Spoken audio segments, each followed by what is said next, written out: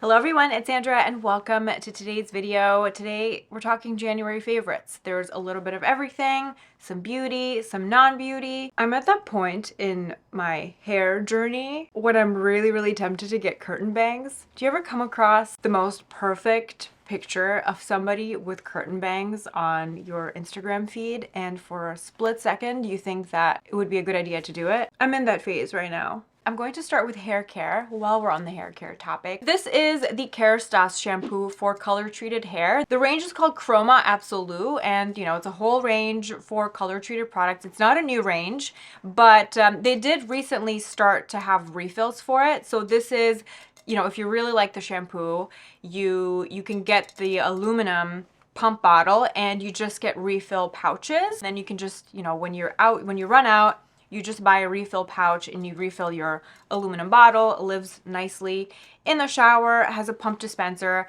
and I really love this shampoo. I don't use the matching conditioner. I usually play around with conditioners. It smells like a hair salon. It's got like a very distinct, freshly colored hair smell. I don't know if you know what I'm talking about. For me, it's a really nostalgic scent. I really like it. It doesn't linger in the hair or anything.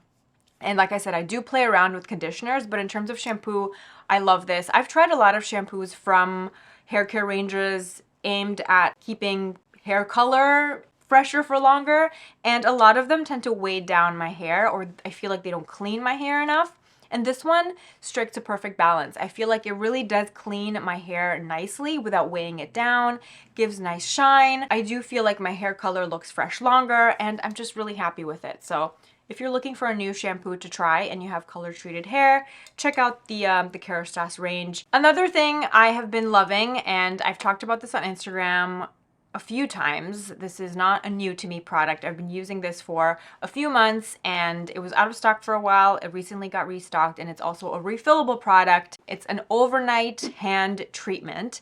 And it's from Soft Services. You know I love Soft Services. It's one of my favorite body care brands. They just have this really chic overnight hand treatment. They designed this beautiful container meant to just sit on your nightstand and look pretty. It makes it really easy to remember to use this every single night before you go to bed. It's designed to be like the last step. You just apply this on your hands, then you go to sleep. And it's designed to work overnight. It has retinol in it, and it's just a beautiful overnight hand treatment. It's not greasy at all. It's got that fun pump dispenser that I think Drunk Elephant and Kate Somerville moisturizer have it too. You just push it down, the cream comes out of the top. It's not fragranced, but it does smell, it smells a little bit like yogurt. Love the fact that it just sinks right in. It feels really nice and cushiony. And the best part is that it is refillable. So the first time you buy it with the whole packaging, it is quite pricey, but then you just buy the refill pods afterwards. They sell the refill pods afterwards. This is what the refill pod looks like. You just screw it on and then you're good to go. I absolutely love the idea of this packaging. Like I said, I love the way that it looks. It's really chic. The top, sometimes I just use it for ring storage before I go to sleep, and it looks really nice. And it's so easy. You just reach over, you push this down, and you're applying your hand treatment. It makes it so easy to remember to use this every single night. And when I am consistent with it, I definitely notice a difference in the softness, the smoothness of my hands. My hands always look and feel better when I'm using this. My cuticles are nicer, my nails, everything looks better. So I'm a big fan of this hand treatment. And let's keep it going with body stuff, I guess. From hand treatment to body treatment, this body lotion is amazing, and I'm already planning on repurchasing it. The Clarins Tonic Moisturizing Balm. Usually when I see balm or like head body balm, body butter, I run for the hills because I don't like greasy, heavy body products. But this is so gorgeous. It's essentially a moisturizer. It's a body lotion, but it is a bit on the thicker side. It's super moisturizing, but it's not greasy, and the smell is amazing. If you like citrus scents, especially woody citrus scents, you will really like this. The tonic scent from Clarins is delightful. They also have it in a body oil. It's one of their original scents. Like, Clarins started as an aromatherapy oil, like massage oil brand back in the day. So that's something that they've always done really, really well. They have the most beautiful essential oil aromatherapy blends in their body care. And the tonic is just so, it's zingy, it's fresh. It's the perfect thing that I need this time of year because it just transports me to a sunny day, even if it's not sunny outside. And I particularly love this layered with one of my favorite fragrances, which is ttsandra coriander.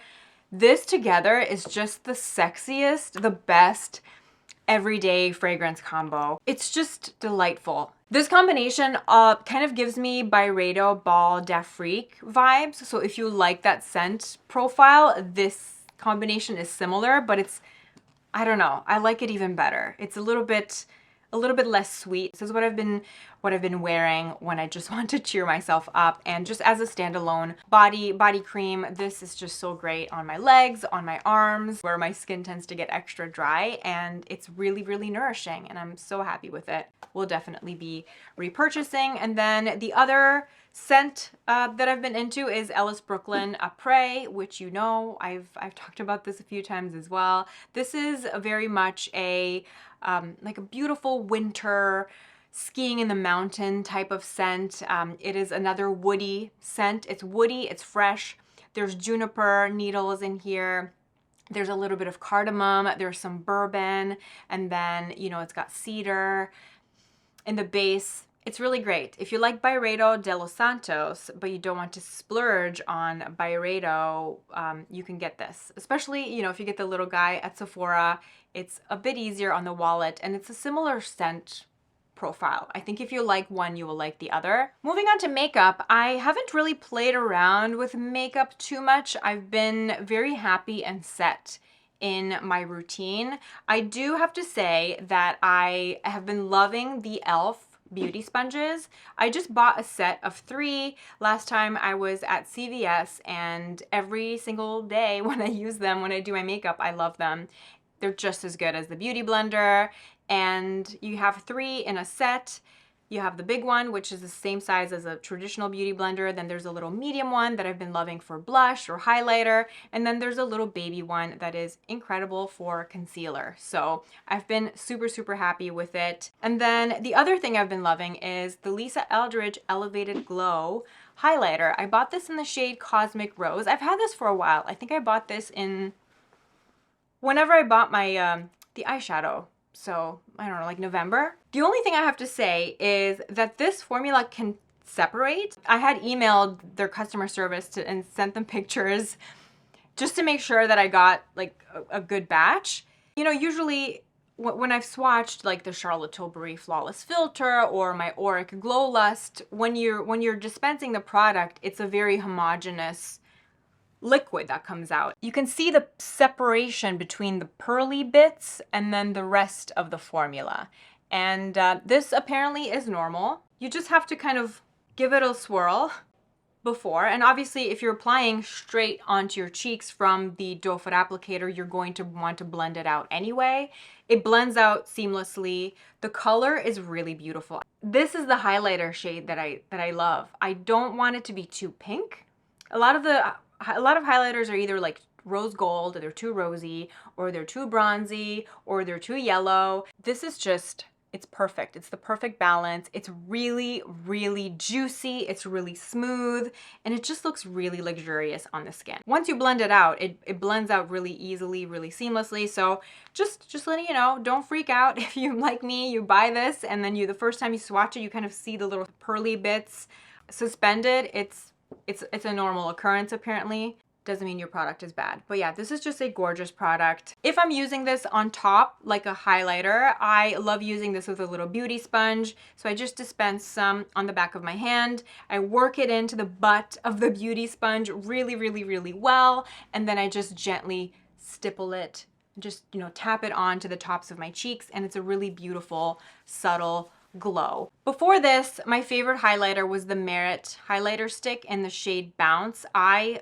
adore this highlighter. It is so good. I love the color. I love the formula. It is so delicious and juicy, but it went bad really, really quickly. and that's why I was kind of hesitant to repurchase it. They're not identical, but they fit the same purpose. Merit Bounce is on this side. Lisa Eldridge Cosmic Rose is on this side. So the Merit is still like a little bit more rosy, but you know, they do the same thing. The Lisa Eldridge is more subtle, and it's more of that, I think the elevated glow is the perfect product name for it, because it is just like an elevated glow, a bit more on the subtle side. And, you know, you do have that additional flexibility because it is such a liquidy formula. You know, you can mix it in with stuff, you can wear it underneath more easily. So it's a, you know, the formula is a bit more flexible. Oof, the Merit smells like rotten plastic, and it's time to let it go. Speaking of Merit, I've also really been into the lip oils in the shade Taupe and Au Naturel, and I've been really into lip oil lip liner combos. Starting with the one I'm wearing today, this is the Merit Au Naturel lip oil, and this is very much a My Lips But Better type of color. And I either pair this with Makeup Forever Aqua Liner in 3C or the Pat McGrath Contour Lip Liner, depending on what direction I want to take it in. If I want to embrace the rosy tones, I do Makeup Forever 3C. If I want a more sculpted brown lip liner look, I do the Pat McGrath Contour. And the lip oil itself is super thin, and it genuinely feels like an oil. It's really, really nourishing. It's a joy to reapply. It's the type of product you just want to keep in your handbag. So this is the lip combo that I'm wearing today. I'm wearing the Au Naturel from Merit with Makeup Forever 3C liner. The tone of this lip oil actually reminds me of Kitten Mischief by Lisa Eldridge. And I'm going to swatch them side by side so you can see what I'm talking about. So this is the Merit Au Naturel. And then I'm going to swatch, I guess Lisa Eldridge Kitten Mischief is a little bit more pink.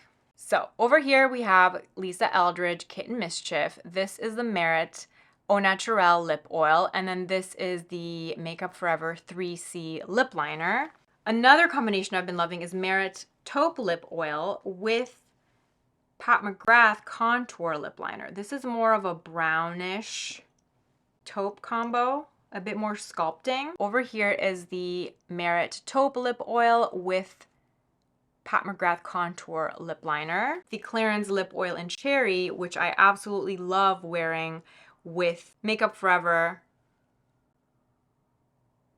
3C liner. The Clarins lip oils and the Merit lip oils are not similar at all. They definitely feel quite different. Clarins, so this is Clarins Cherry. Clarins is more glossy. It's more glossy, it's more sheer. It's more of that like juicy jelly sheer gloss. Also very hydrating, feels a little bit thicker, but not as oily. The Merit lip oils feel more oily. It almost gives them like more of that moisture, and the tint is more creamy. It's not like a juicy jelly sheer tint. It's more of like a creamy sheer tint, if that makes any sense. Just been gravitating more towards like shiny things. Even if obviously they're not as long wearing, it's the type of product that you kind of keep having to reapply throughout the day, but I don't mind. Honestly, these are so easy to reapply. Feels nice and moisturizing, perfect for winter, just giving my lips a little bit of life. I also have some fashion favorites to share with you, and the first is baggy jeans. I cannot stop wearing baggy jeans. I know they're not for everyone, but yeah, if you follow me on Instagram, I mostly share fashion stuff on my TikTok or on my Instagram. You will kind of notice that I've been into baggy jeans. Mainly the light blue pair from Raey. Raey is the in-house label from Matches Fashion, and I absolutely love them. They're baggy. They're like, you know, the leg is wide, they're very long, and I just love them. I love them so much. So that's been kind of my most worn pair of jeans. I also have a black pair of baggy jeans from Tibi with like a double waistband detail that I really love. And I've been wearing those a lot too. And yeah, no regrets. Both of them, I found that they fit true to size, but if you are kind of just slowly dipping your toe into baggier jeans, while they are a high-rise jean, they're not designed to sit high on your waist. So maybe if you buy them and you try them on and you think they're too big because they're sitting lower, but they're meant to sit lower. So they are They have a higher rise, but they're not supposed to sit high on the waist. They're supposed to sit more of like where a mid-rise jean would sit. That's kind of the vibe, and it just kind of gives them that relaxed look. And I love pairing those baggy jeans with more tailored pieces, with a blazer, with like a slim fitting top, and usually a pointy toe shoe. And for shoes, I have a pair of ankle boots that I have been loving. They are from Acne Studios, and no surprise, Acne Studios is kind of known for their ankle boots. If you're ever looking for a really interesting, modern, high quality pair of designer ankle boots, look at Acne Studios. I really like what they're doing. I absolutely love the fact that there are two different textures of material. There's a smooth texture at the top, and then there's a patent texture at the tips. So it almost looks like you're wearing leather socks and a patent pump. I think that's really cool. The heel also has a cool shape to it. Again, it's very comfortable. They're not hard to walk on, and I've been loving these with, wide leg trousers. Those have kind of been my most worn fashion items. I am also back into reading, and over the last couple of months, I've read some books that I've really enjoyed, and whenever I share books that I'm loving, you guys really seem to like it. So here are some great books that I have read recently. I don't have all of them physically because most of the books that I read, I usually loan them from the library. I really enjoyed Carrie Soto is Back by Taylor Jenkins Reid. I love Taylor Jenkins Reid. I have read almost all of the books that she's written. It's a good vacation read. It's a good weekend read. They are, I don't know, I love all her novels. I really enjoyed Carrie Soto is Back. It's the story of, it's fiction, obviously, but it's a story of a professional tennis player that is coming out of retirement in order to defend her title. And it's just a really great story about her and her relationship with her dad, who was her coach. And it's just a great story about resilience and friendship, relationships, family, taking pride in your career and determination and all that. Another book I really enjoyed, and it's actually part of a series, so I'm excited to read the other two books that are part of this series, but it's called Finley Donovan is Killing It by Elle Cosimano, and this is the first book in the series, and I really enjoyed it. It was so much fun. It's like a romantic comedy meets mystery novel, so if you like both of those genres, check this out because it kind of marries the two. I'm very excited to read the next couple books in the series. I think the third one is coming out soon. I'm on the wait list. Another book that really, I'm still thinking about it. It's been over a month since I finished it, and I still think about what a fantastic read that was. Not a new book, but it's a book that I really loved, and it's called Homegoing by Yaa Gyasi. It was incredible. Historical fiction, which is one of my favorite genres, and it's a series of short stories, but each story belongs to a person, but all the people in the stories are related. There is like there's a common string tying it all together, but it's written as like a series of short stories from the point of view of a different person. It's the kind of book that you will still think about it after it's finished. And whenever, I have a Goodreads account, which if you're into reading, highly recommend downloading the Goodreads app, and you get to track all the books that you read. You can give them a little review. You can follow your friends and see what what your friends are reading. After you're done with the book, you rate it from 0 to 5 stars. And that's kind of the difference between a 4-star and a 5-star book for me. It's still, 4 stars means I love the book too. 5 stars means I really love the book too. But if the book stays with me for days and weeks and months and sometimes years after I finish it, that's a 5-star read for me. I actually got this book for Christmas from my mother-in-law. It's about two friends that, make video games together for a living. You don't have to love video games. You don't have to be a gamer to love this book and love this story and appreciate this story. But if you do like video games, you know, I don't play video games anymore, but I was like hardcore into video games when I was in my teens, when I was growing up. You will appreciate this so much more. That's like an extra treat. Obviously, I have friends that are not into video games at all, and they still love this book. So like I said, loving, understanding, knowing anything about video games is not a prerequisite. You will still enjoy the story. But if you do like video games, if you know your way around a video game, this will feel like, that will make it even better. So yeah, I absolutely love this book. I loved every character. One of the chapters takes place inside a video game. It was just so touching, so moving. I cried happy tears and sad tears reading this book. And it was great. I hope they make it into a movie or a TV show. That would be really fun. In terms of TV, I do have 2 TV mentions. I don't watch a lot of TV. I kind of go through phases, but right now, you know, it's winter time. It's just cold, snowy, and gross.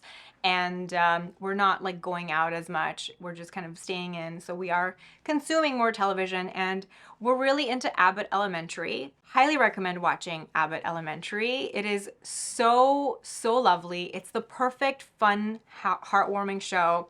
It airs on Wednesday nights on ABC.